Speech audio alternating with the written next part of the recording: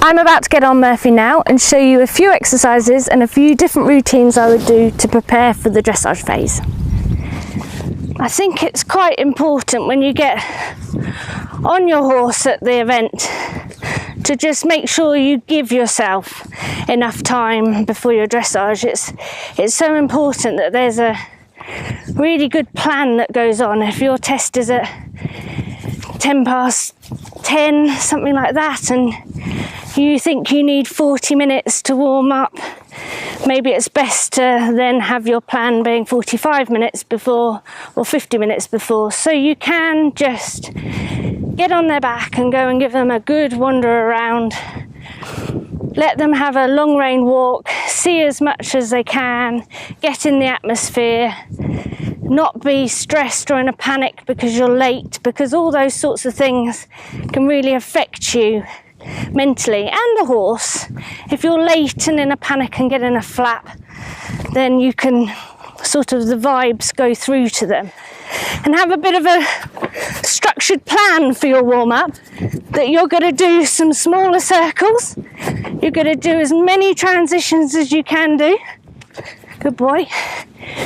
It's all about just getting him to concentrate to what I'm asking for him and just listen to my aids. And by doing lots of different things, they have to start to listen. Where if you just trot round aimlessly on big circles the whole time, it's very easy for them to start thinking about some other things. Sometimes you try and do some square shapes, so you actually feel like you're doing corners and going straight rather than always on a circle. Pop into canter. Sometimes if they're young and a bit fresh, they might have their back up a little bit, so just, ooh, good boy, Spooky, just go into a slightly lighter seat and let him just sort of put his back down a little bit. The same with the canter. Just think straight, turn, and I try to think, I just keep my contact as still as I can, but keep my aids and my position, my seat, as strong but as soft, to try and get him, to encourage him that I'm here and I'm balanced with him, and I'm encouraging him to be as soft and as still and as balanced as he can be. And keep just being aware of what number you follow in your test. Ask the dressage steward, good boy, all right. Ask the dressage steward what number you follow, what arena you get in when you get there, so you're aware of where your test is going to be.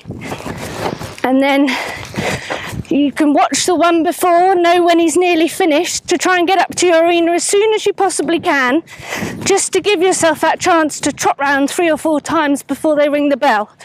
Practice your walk, practice your halt, and be very aware also of where you're going in your test. So many people just don't really know exactly where they're going, and so you're often half the time thinking through your test, what way do I turn next, what do I do next, and it loses your concentration on keeping the horse as good as you can do. So be aware of that as much as you can, of where you're going, so you don't get flustered, and keep as accurate as you possibly can. So many marks are thrown away or just not doing what it says at the marker. And you think you've done a good test and you've lost lots of marks through just not being at the correct place, and that's just giving marks away. Keep it simple, keep smiling, go and enjoy yourself, keep things simple and just have a good plan.